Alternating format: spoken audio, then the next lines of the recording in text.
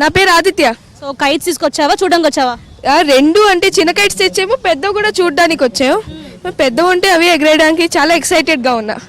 So ఇంట్లో normal చిన్న kites ఎగరేస్తుంటాం, ఇక్కడ చాలా పెద్ద కైట్స్ ఉన్నాయి. సో ఏమనిపిస్తుంది ఫీలింగ్ వాటి చూస్తే? అంటే ఇక్కడ చాలా మెజెస్టిక్గా పెద్దగా ఉన్నాయి అన్ని కైట్స్. అంటే scale is blown out of proportion ఇక్కడ.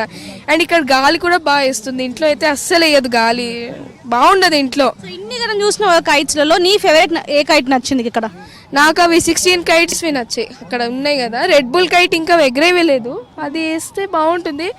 అన్నీ బాగున్నాయి, అంటే ఎవ్రీథింగ్ ఈజ్ యూనిక్. వస్తాను. సో మీ పేరేంటి? నా పేరు కిరణ్ కుమార్ అండి.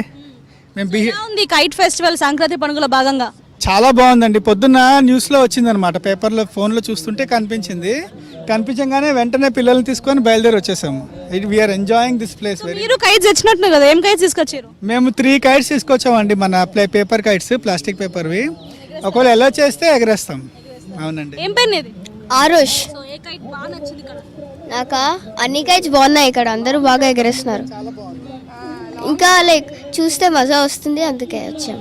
సో ఆల్వేస్ కదా ఎగరేస్తావా ఇంటికాడ, ఇక్కడ ఎగరేస్తావా? తెలీదు, అంటే చూడాలి.